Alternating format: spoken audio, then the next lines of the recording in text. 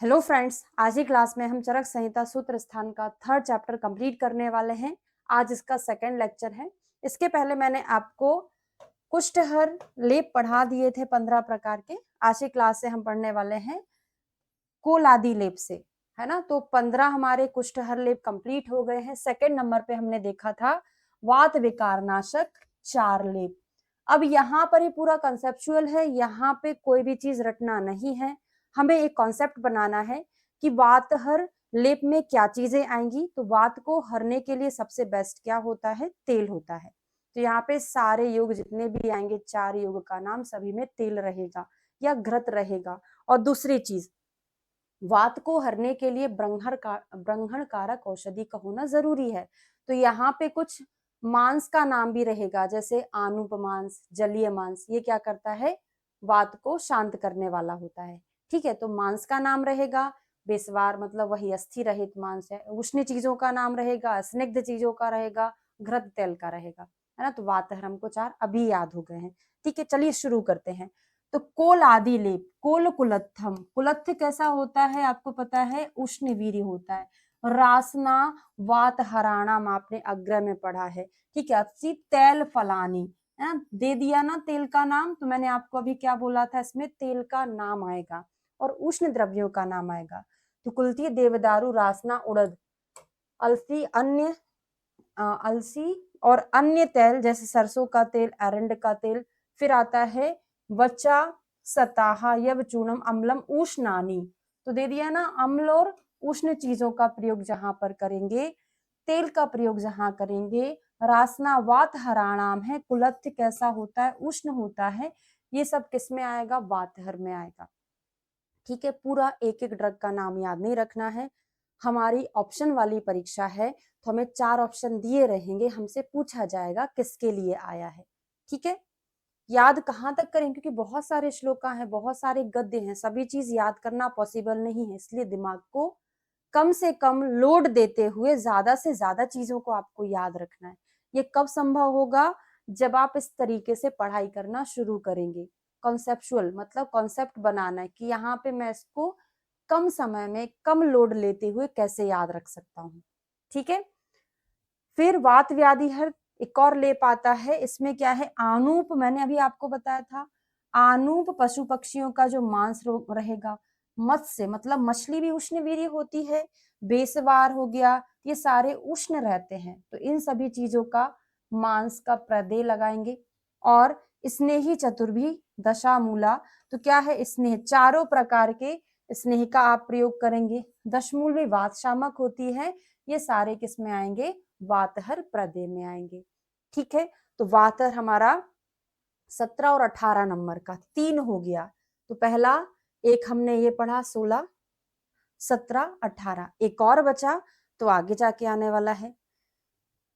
Second number पे है वातहर।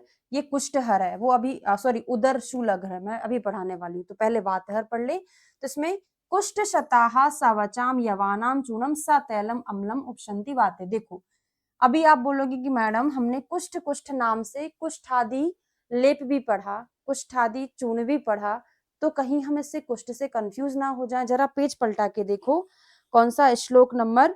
कुष्ठादि लेप में देखो, कुष्ठम हरिद्रे सुरसम, वहां पे कुष्ठ के साथ हरिद्रा है। और मैंने आपको याद रखा था कि हल्दी स्किन डिसऑर्डर में अच्छी काम करती है। ठीक है, यहाँ पे पर कुष्ठ के सताहा, सताहा मतलब सौंफ, वातहर होती है। क्लियर है, कुष्ठ भी वातहर ही होता है, पर कुष्ठ जो है कुष्ठ में भी काम करता है। ठीक है, फिर आ जाइए दूसरा, कुष्ठादि चूर्ण श्लोक नंबर 10 का फर्स्ट हाफ देखो, वहां क्या लिखा है? कुष्ठा अमृता संग, मतलब कुष्ठ और अमृता यानी गिलोय क्या होती है? इम्यूनिटी बूस्टर होती है, स्किन डिसऑर्डर में अच्छा काम करती है। तो कुष्ठ के साथ अगर गिलोय आए या कुष्ठ के साथ हरिद्रा आए साथ में, तो कुष्ठादि लेप या चूर्ण में जाएगा। पर यहाँ पे सताहा है तो आप समझ जाएंगे, और तेल भी तो दिया है। क्लियर है, तो हमने 4 वातनाशक पढ़ लिए हैं। अब आते हैं उदरशूल। अब यहाँ से कोई भी टेंशन की बात नहीं है, अभी तक का थोड़ा टफ था, अब आपको हर एक चीज याद होने वाली है। ठीक है, तो अगर किसी को पेट में प्रॉब्लम है, पेशेंट हमारे पास आता है, तो हम उसको क्या बोलते हैं? थोड़ा सा मठा आपको दिन भर थोड़ा थोड़ा लेना है। मठा क्या करता है? दीपन ग्राही लाघव होता है। ये गृहिणी चिकित्सा में आप पढ़ोगे, है ना। तो क्या करता है, तक्र पेट के लिए अच्छा होता है। फिर हम बोलते थोड़ा सा इनो वगैरह पी लेना, खाने का सोडा खा लेना ताकि आपका पेट सही हो जाए। सोडा यानी क्षार, तो हो गया सक्षारम जठरे निहन्यात, ठीक है। तो जौ के आटे और अवक्षार को तक्र से पीसकर गर्म करके पेट पर लगाना है। तो ये मैंने आपको याद कराया पी लेना, पर ये पीने के लिए नहीं है। इस चैप्टर में हम ओनली बहिर्परिमार्जन द्रव्यों के बारे में पढ़ रहे हैं, ठीक है। तो क्या करना है, तक्र में पीसना है, यवचूर्ण को क्षार मिला के और लगा लेना है, ठीक है। उदर सुलग्न हो गया, ये बहुत बार पूछा एग्जाम में। फिर आते हैं वात रक्त हर लेप। तो वात रक्त वाली हम 3 चीजें पढ़ेंगे। कौन कौन सी 3 चीजें पढ़ने वाले हैं, वात रक्त हर एक लेप हो गया, दूसरा वात रक्त हर वेदना शामक हो गया, और तीसरा गोधूम आदि लेप हो गया, जो भी वात रक्त में यूज किया जाता है। तो देखो, ये वात रक्त की वेदना के लिए गोधूम आदि, और ये भी रासना आदि भी वात रक्त की वेदना के लिए है। देखो, रासना आपको पता है वात हराणाम यानी वेदना शामक होता है। यहाँ पे गोधूम भी वेदना को शमन कर रहा है, पर यहाँ पे वात रक्त की स्पेशल वेदना के लिए नहीं है, उसका जो दिख रहा है, लक्षण दिख रहा है, उसको ठीक करने के लिए प्रयोग किया जा रहा है। क्या क्या है, उभय सता है, दोनों प्रकार की सताह, सौंफ, मधुकम मधुकम बला प्रियालचा कशेरुकम। आपको पता है वात जो होता है कैसा होता है, योगवाही होता है। अगर रक्त के साथ मिलेगा, पित्त के साथ मिलेगा, तो इसकी प्रकृति उष्ण हो जाती है। अगर ये कफ के साथ मिलेगा तो शीत हो जाती है, मतलब वो ऑलरेडी तो शीत रहता है, पर जिसके साथ मिलता है उसके जैसा काम करने लगता है। इसका मतलब ये हुआ कि हमें यहाँ पे ऐसे द्रव्यों का प्रयोग करना पड़ेगा जो शीतवीरी होगा, है ना। तो देखो, मधुकम मधुकम कशेरु, सितोपला, घृत, सौंफ, ये सारी चीजें शीतवीर्य होती हैं, ठीक है। तो मुलैठी, महुआ का फूल, चिरौंजी वगैरह हो गया, मिश्री हो गया, ये सारी औषधियां शीतवीरी होती है। इनको घी में मिला के लगाना है वात रक्त में। क्लियर है, याद हो रहा है कि नहीं हो रहा है, यहाँ पे कोई ट्रिक नहीं चलती है। अब एक और चीज याद करा दूं ट्रिक के लिए, अगर आपको याद हो जाए तो, है ना। वात और रक्त हम क्या पढ़ रहे हैं, 2 चीजें पढ़ रहे हैं, वात रक्त। जैसे उदर शूल को हम उदर और शूल नहीं कर सकते थे, यहाँ पे हम 2 को सेपरेट कर सकते। तो वात रक्त इतनी खतरनाक है, उसमें 2 बार मधुर मधुर चीजें देनी पड़ेगी। एक मधुर वात को ठीक करेगा और एक मधुर पित्त को भी तो ठीक करता है। तो पित्त यानी जो रक्त है वही तो पित्त है।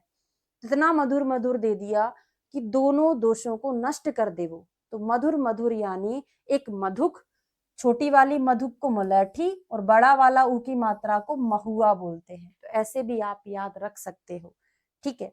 अब आते हैं वात रक्त में वेदना शामक, रासना वात हराणाम। और आपको पता है गुडुचि जो होती है, अभी एक और श्लोक आने वाला है रासना वाला, कंपेयर कराऊंगी।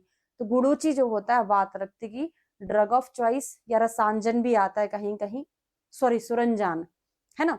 तो ये ड्रग ऑफ चॉइस में आता है वात रक्त में गुडुचि, ठीक है। तो वात रक्त की वेदना, क्योंकि रासना दिया हुआ है, रासना वात हराणाम यानी वेदना शामक होता है, और मधुक तो दिया है मुलैठी जो अभी अभी हमने पढ़ लिया था। और क्या है, मधु शेष युक्त, मतलब मोम के साथ। तो रासना गिलो मुलैठी समान भाग में लेकर दूध के साथ पीसना है ना। सजीवकम पया, दूध और घी बहुत शीतल होता है, इनके द्वारा इसको मुंह मिलाकर वात रक्त की पीड़ा में वेदना शामक होता है ये। फिर आता है एक और गोधूम आदि लेप।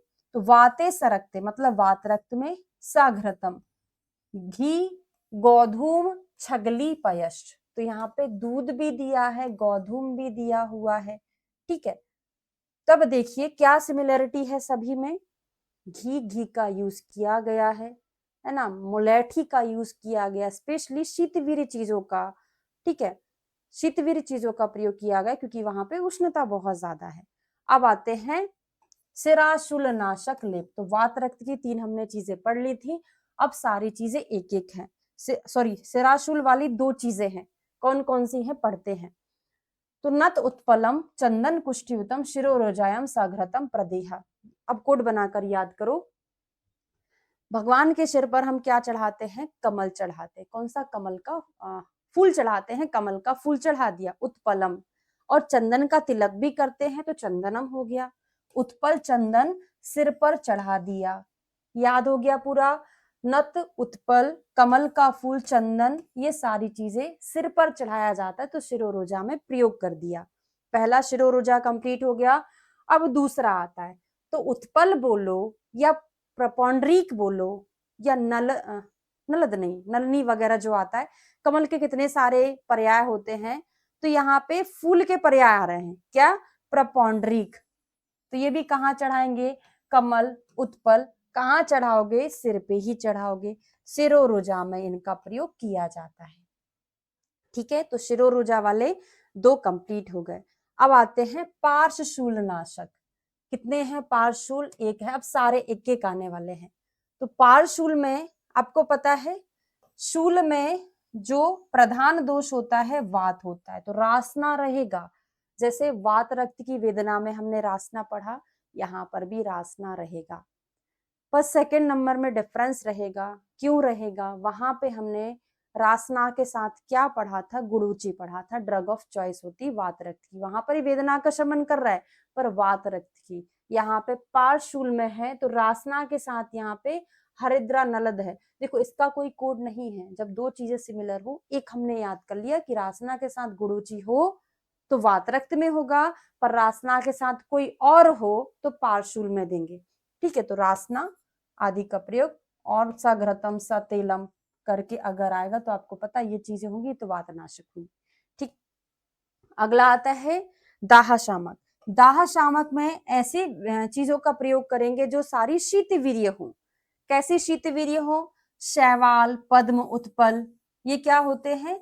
शीतवीर्य द्रव्य होते हैं सारे। शैवाल हो गया, उत्पल हो गया, प्रपुंड्रिक, सारी चीजें कमल की है, मृणाल है, लोद्र है, प्रियंगु, चंदन है, ये सारे निर्वापण में यूज किए जाते हैं। निर्वापण का मतलब होता है दाह शामक।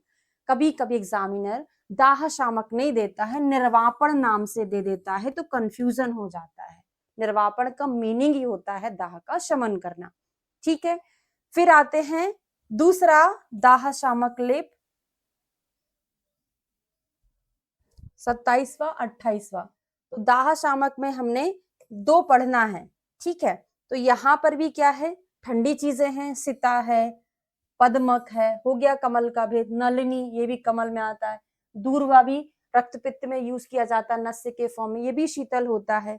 ठीक है, ये भी निर्वापण में यूज किया जाता है।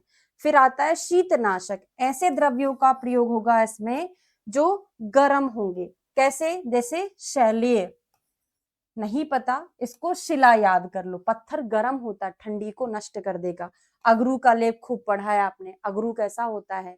उष्ण होता है ना। हेमंत ऋतु में या शिशिर ऋतु में अगरू का लेप किया जाता है। ठीक है, ऐसे कुष्ठ है तो सुर दारू रासना मत याद करो, इतना ही याद करो, इससे आपका काम चल जाएगा। ये शीतनाशक होता है। अगला इसी में विषग्न लेप का वर्णन किया गया है, तो श्री शस्तु सा सिंधुवारा, बहुत इंपॉर्टेंट है। शीरीष और सिंधुवार विषग्न में आता है।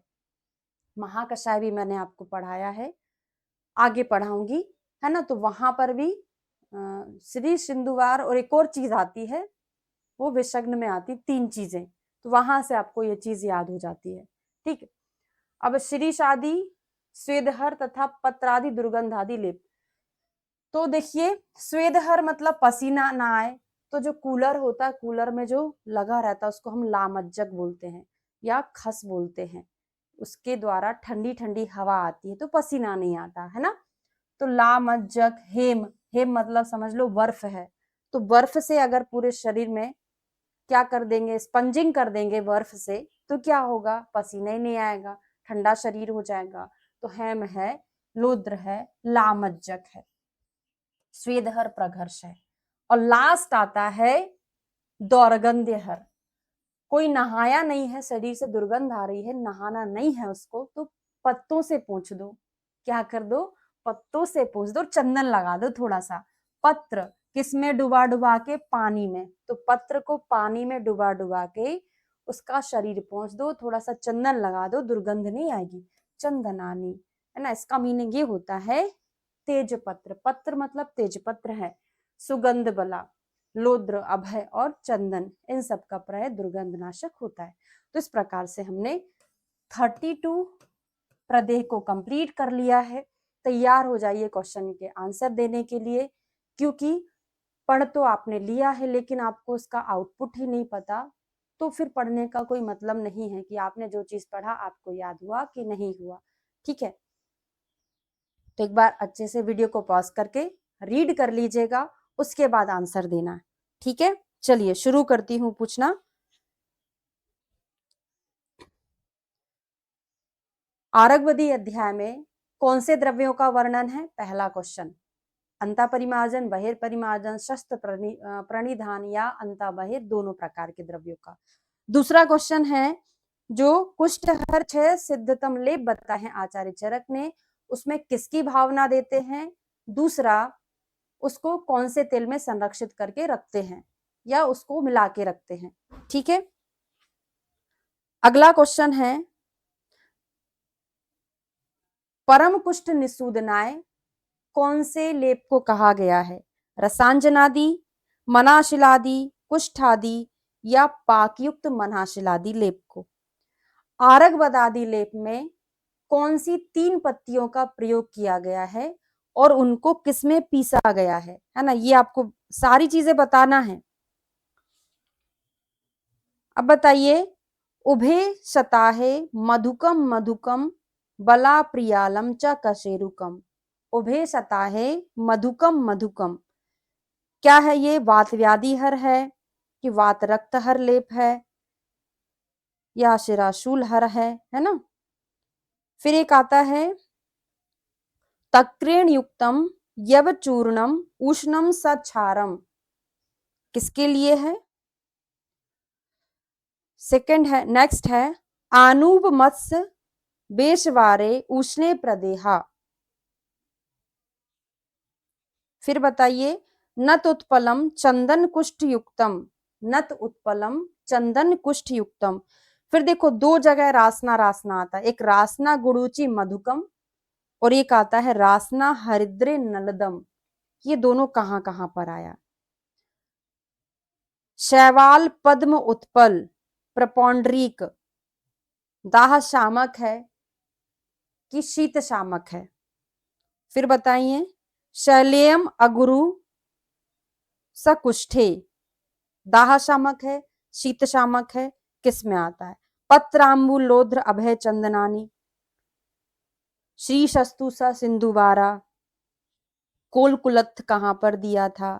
मनाशिलाले मरीचानी तेलम अर्का, तुत्थ विडंगम, यानी मनाशिलादि या तुत्थादि लेप का प्रयोग कहाँ करते हैं? ठीक है, तो इतने मैंने जो क्वेश्चन पूछे हैं आपको आंसर देना है। नेक्स्ट क्लास में मैं आपसे पूछूंगी कि क्यों नहीं दिया है। ठीक है, चलिए मिलते हैं नेक्स्ट वीडियो में। महाकषाय मैंने ऑलरेडी आपको 4th नंबर का चैप्टर हम कल शुरू करेंगे, तो ऑलरेडी आपको 24 हाँ 35 तक मैंने पढ़ा दिया है। 15 महाकषाय और बचे हैं, उनको भी कल परसों 2 दिन में हम कंप्लीट कर लेंगे। बाकी के आपको पुराने जो वीडियो हैं उसमें री अपलोड होंगे, तो उससे आप कंप्लीट कर लीजिएगा, फिर हम 5th नंबर का चैप्टर शुरू करेंगे। Thank you.